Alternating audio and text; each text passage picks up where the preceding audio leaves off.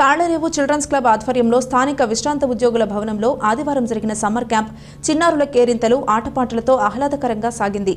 వారం రోజుల పాటు సాగే ఈ క్యాంప్ ప్రారంభ సభ club convener, physical director Guttula Malleswararao అధ్యక్షతన జరిగింది.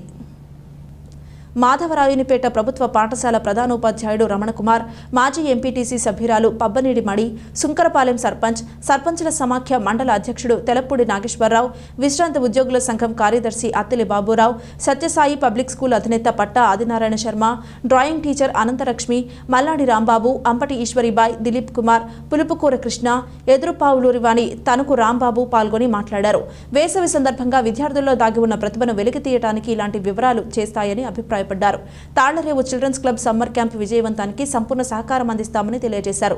విద్యార్థులు, తల్లిదండ్రులు, పిల్లలతో సహా ఈ కార్యక్రమంలో పాల్గొని తమ ప్రతిభ చాటాలని కోరారు. ప్రతి పోటీలోనూ ప్రథమ, ద్వితీయ, తృతీయ బహుమతులు అందజేస్తామని నిర్వాహకులు తెలిపారు.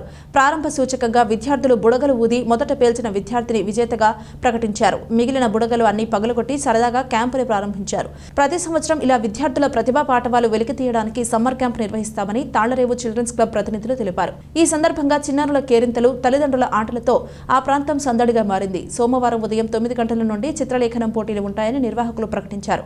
కార్యక్రమంలో విద్యార్థులు పాల్గొని విజయవంతం చేయాలని కోరారు.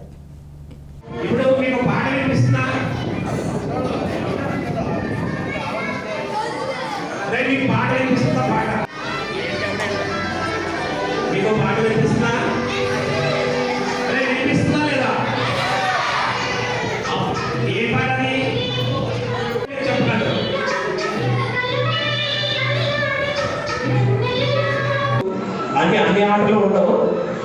మీరు ఎక్కువ మంది ఏ ఆట అయితే వేస్తారో ఆ ఆటలు 1-2 ఆటలు పెట్టుకోమాట.